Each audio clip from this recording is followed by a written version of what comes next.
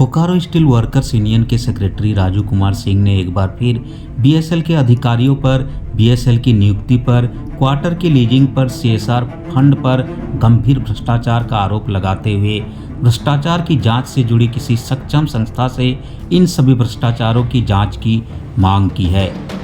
Press conference में पत्रकारों से मुखातिब होते हुए बोकारो स्टील वर्कर्स यूनियन के सेक्रेटरी राजू कुमार सिंह ने कहा है कि उनका एकमात्र उद्देश्य देश की महारत्न कंपनी को बोकारो स्टील प्लांट को भ्रष्टाचार से बचाना है और बोकारो स्टील प्लांट तभी बच सकता है जब इसमें व्याप्त भ्रष्टाचार के खिलाफ सख्त एक्शन लिया जाए।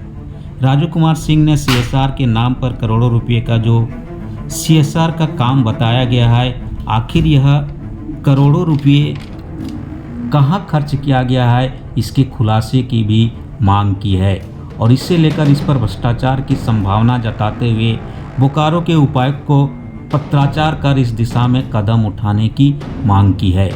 उन्होंने कहा कि बीएसएल में नियुक्ति को लेकर पहले से ही अदालत में मामला चल रहा है, तो वहीं जूनियर ऑफिसर की परीक्षा को लेकर क्या कुछ हुआ यह सभी जानते हैं। क्वार्टर लीज मामले पर राजू कुमार सिंह ने कहा कि टीए विभाग के अधिकारी ही दबी जुबान से क्वार्टर लीजिंग पर भ्रष्टाचार की बात स्वीकार कर रहे हैं। राजू कुमार सिंह ने एक एक मामले को प्रमुखता से रखते हुए कहा कि जैसे जैसे वे पत्राचार कर रहे हैं वैसे वैसे बीएसएल से जुड़ी कई बड़ी भ्रष्टाचार का खुलासा हो रहा है, लेकिन वे सिर्फ खुलासा मात्र से संतुष्ट नहीं हैं। जब तक भ्रष्टाचार से जुड़े इन मामलों पर एक्शन नहीं लिया जाता और इससे जुड़े अधिकारियों या भ्रष्टाचार करने वालों पर सख्त से सख्त कार्रवाई नहीं हो जाती, तब तक उनका संघर्ष जारी रहेगा। राजू कुमार सिंह ने जोर देकर कहा कि भ्रष्टाचार को लेकर बीएसएल चाहे इससे लाख दबाने या छुपाने की कोशिश करे, लेकिन उनका यूनियन और वे खुद उसका पर्दाफाश करके रहेंगे। आज का मुद्दा आप पेपर में पढ़े होंगे कि नियुक्ति को लेकर के सीबीआई का जो जांच हुआ उसको लेकर के जी हम शुरू दिन से ही बोलते आ रहे हैं और हमारा एक ही टारगेट है, जब तक भ्रष्टाचार अधिकारी सीबीआई, ईडी, विजिलेंस के द्वारा चिन्हित कर भ्रष्टाचारी को या नौकरी से उनका डिसमिस नहीं करते हैं, सस्पेंड नहीं करते हैं, तब तक हमारा लक्ष्य पूरा नहीं होगा। बोकारो विकास नहीं कर सकता है। हमको मिल रहा है तब हमको पता चल रहा है खाली भ्रष्टाचार ही फैला हुआ है। बोकारो स्टील प्लांट के कई मुद्दे आपके सामने हैं, जैसे E0 का जो एग्जाम हुआ उसका एग्जाम कैंसिल किया गया। अभी कोर्ट में अधिकारियों पर नियोजन को लेकर भी घोटाले का मामला चल रहा है। भ्रष्टाचार का एक गढ़ है जिसको बोलिएगा, जैसे हम बता रहे हैं, कुछ आपको उदाहरण के रूप में देना चाहेंगे कि हम पत्राचार कर करके लगे हुए हैं और हमारा जवाब भी आ रहा है। जैसे जूनियर ऑफिसर में अनियमितता पाया गया था, तो जूनियर ऑफिसर में जब हम आरटीआई के द्वारा उनसे हम जवाब मिला तो हमको उस जवाब हैरान हो गए। उन्होंने जवाब में खुद उन्होंने ये चीज़ को एक्सेप्ट किया कि इसमें अनियमितता था और उस अनियमितता को देखते हुए हम इस परीक्षा को कैंसिल किए जब हम आरटीआई के द्वारा मांगे। लेकिन फिर हम अभी एक लेटर लिखे हैं कि अगर अनियमितता पाया गया तो उन अधिकारी, जूनियर ऑफिसर के प्रमोशन में उन अधिकारी, कर्मचारी और एजेंसी पे अब तक किसी भी तरह का कोई कार्रवाई नहीं किया गया।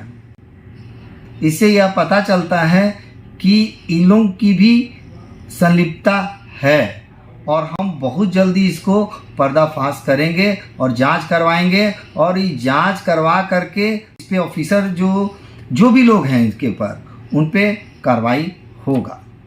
आज न कल हम जरूर लगे हुए हैं कि इन लोगों में किसी भी 2, 3, 4 जो भ्रष्टाचारी अधिकारी हैं उस पर कार्रवाई हो और मेरा लक्ष्य यही है कि उन लोगों पे हम कार्रवाई करवा के रहेंगे। है कि जो भ्रष्टाचार फैला हुआ है हम उसका बात करते, जैसे उदाहरण में आपको जूनियर ऑफिसर का बता दिए, उसमें अनियमितता पाया गया।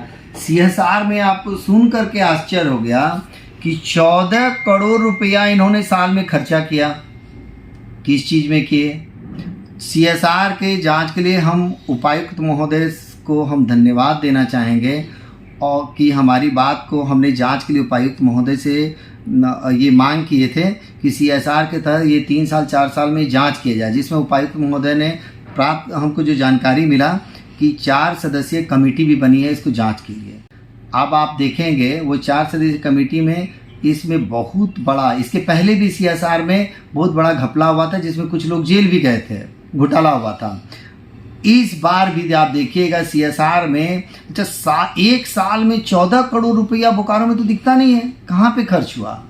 तो ये सब चीज़ को मांग को हम उपायुक्त महोदय के पास रखे और उपायुक्त महोदय ने हमारी बात को गंभीरता से लेते हुए 4 सदस्यीय कमेटी, जो जानकारी है 4 सदस्यीय कमेटी बनाई है और आप देखेंगे वो 4 सदस्यीय कमेटी में बहुत जल्दी जो अधिकारी इसमें गड़बड़ किए हैं वो जल्दी ही उस पर कार्रवाई होगा।